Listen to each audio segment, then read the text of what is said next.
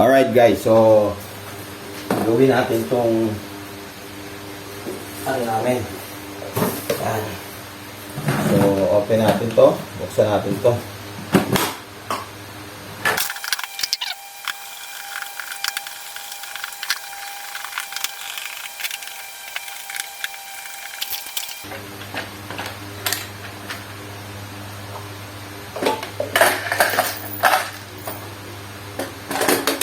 Kompleto na siya. Panalo. Okay. So, gagawin natin, i-connect na natin itong gauge 14 natin papunta rito sa circuit breaker. Ilalagay na rin natin itong voltmeter para ma-check natin. Tapos tignan natin kung gumagana siya ng maayos, no? Alright guys, so nabalatan na natin, no? So ito yung balatan na natin yung gauge 14 natin. Yan. Okay, so ang gagawin natin ngayon is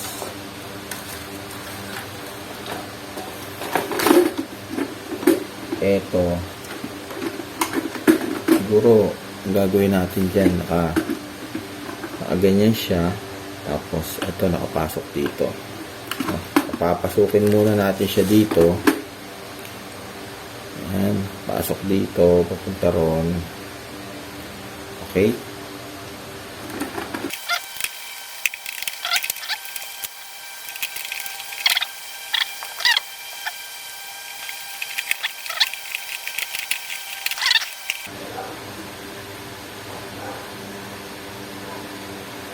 Wait. So, isama natin ito dapat. Isama natin ito. Isasama natin ito dyan sa ipit.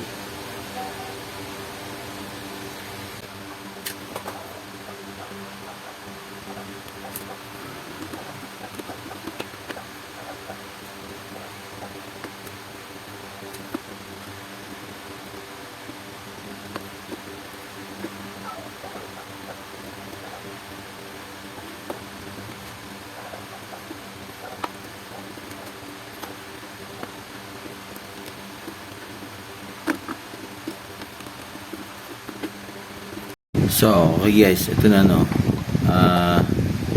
Nagawa na natin yung ano natin, yung pinaka tawag dito, royal cord natin. So, pinasok natin dito. Ayan, so inipit natin, may ipitan siya dyan. Ayan, iikot lang natin papunta rito. Tapos inipit lang natin yan doon sa gilid niya, tapos pinasok natin to. So, ang ginawa natin, para naglalag yung cellphone ko, So ginawa lang natin dito, sinabay na natin itong voltmeter diyan. Sinabay na natin para ma-check natin kung yung pumapasok na supply dito sa power distribution is enough yung yung konsumo, no, o yung voltahe niya, kung tama, bago natin i-on. Okay, so ma-check natin agad kung tama yung voltahe pumapasok sa pamamagitan na ito, diba? So yan lang, ganyan lang kasimple. Kasi itong mga yan, gawa na yan. Pag binili nyo to, nakakabit na siya, diba? I-connecta nyo na lang itong royal cord na bibili nyo, kakabit nyo lang siya dito, tsaka ito. Okay, so ang pagkabit naman nito, mamaya papakita ko sa inyo yung pagkabit nito. Dalawa lang ang kailangan natin, kasi ang kasama nitong power distribution nito is 6 na ganito spacer, 6 na spacer, no? So kakabit muna natin ito. So dinulo ko na lang para nasa gitna ito pag sinara. Sa gitna itong natin pag sinara. Okay guys, so naikabit ko na yung 6 na screw niya sa ilalim. 6 yan. So ito, nakalabas to. Tapos, ang next na gagawin natin, itong dalawa na to, no? So, since itong safety breaker natin, dinulo natin dyan sa gilid, para nga gitna ito. Ito dalawa to yun.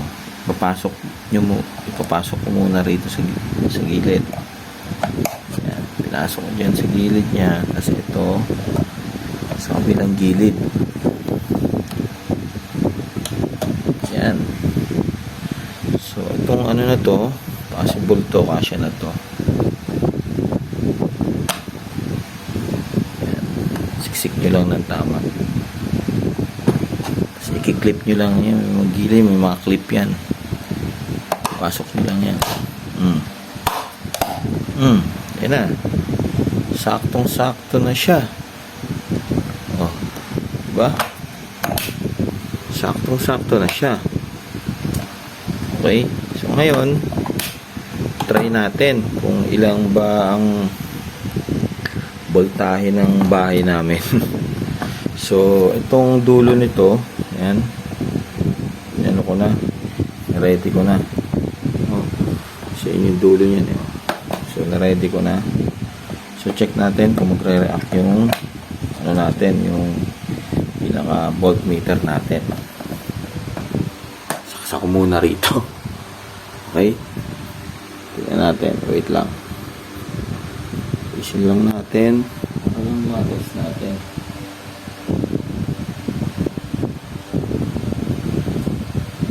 Ayan. So, 218. No? Ikot natin. Sabihin mo, 800.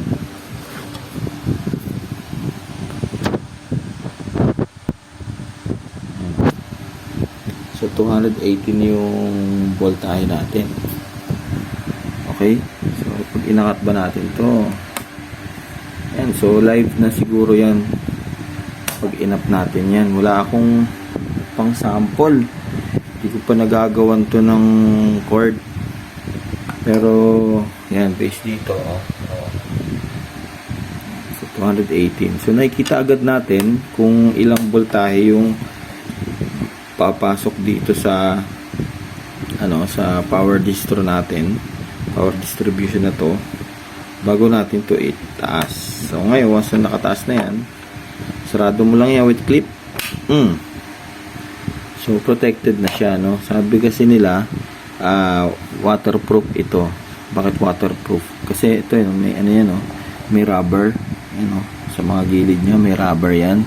So pag sinarado yan, maano yan dito, masisil siya ang rubber na to. So pag sinara mo ganyan yan, oh.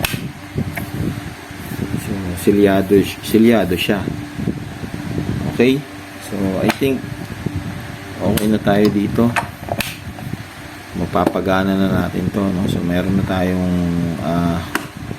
power distro, no? Kaso tatlo lang yung slot niya, pero okay na, hindi naman kailangang marami pa sa ngayon, dahil I think ito 16 ampere kaya na nito yung mga speakers yan, ito sa mga moving head beams, and then ito sa mga ilaw yan, sa mga ilaw natin. So yun lang siguro yung distribution na pwede nating gawin dito. So sa mga speakers, moving head, tapos sa mga power lights natin. Okay, so yan, maintain naman yung namin, pinaka power supply, yung pinaka power namin dito, voltahe ng bahay 218. Siguro okay na yan, no? Enough na para wag lang bumaba ng 200, wag lang bumaba ng 190. So safe na yung mga gamit natin dyan. Okay, so sa lahat pala ng nakapanood nito, no, hanggang dulo, no, mula umpisa, simula nung pag-unbox namin tsaka yung pag-install natin ito. Next naman na i-video natin dito yung paano natin to gagamitin sa event, kung gaano siya ka-reliable. At saka ang gaang nito, oh. Oh, ang gaang, oh. Plastic siya kasi. No. So, okay naman para sa mga basic lang natin. Alright, so hanggang dito na lang kami. No? Naway may natutunan uli kayo sa pagtitipid namin. Huwag nyo kaming gayahin sa pagtitipid, pero ito lang mga tip namin para sa mga nagsisimula pa lang ng ano natin. No? Kailangan din natin itong power distribution na to. No? So lalo na sa mga ano natin, lalo sa mga event, kailangan natin to para safety rin, tsaka alam natin yung mga gamit natin is safe siya sa mga power sa mga power source natin, tsaka sa mga sunog yan, dahil may safety breaker tayo sarili. Alright, thanks sa nanonood hanggang dulo. Maraming salamat. Thank you and God bless.